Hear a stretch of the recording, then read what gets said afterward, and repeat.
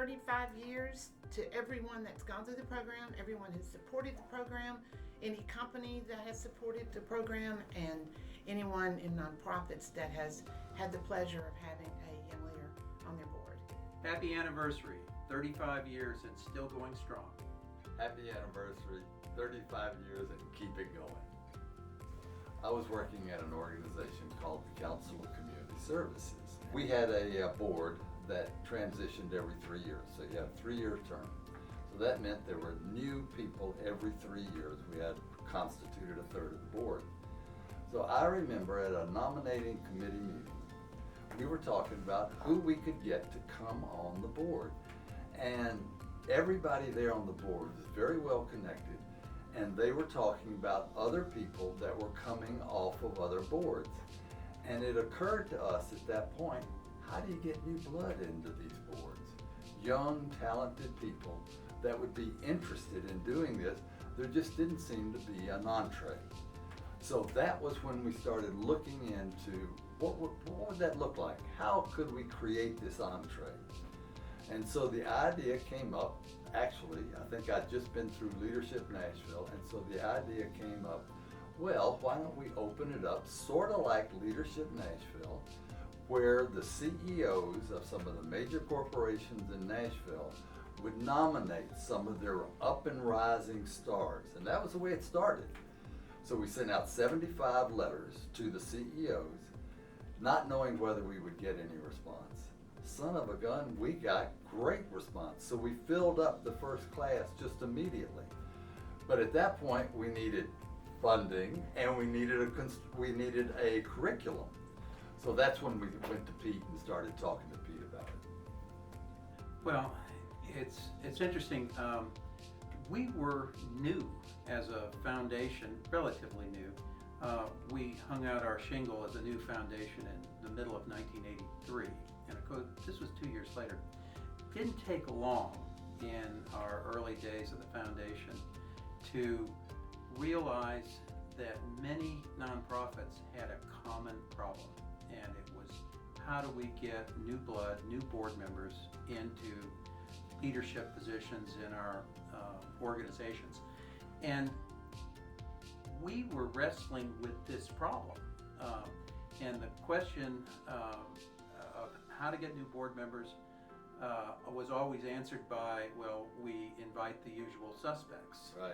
And the usual suspects were worn out. We had community leaders literally on 12 or 15 boards, and it's very hard to be effective when you're on that many boards, but we're a say yes community, and we had a lot of people saying yes.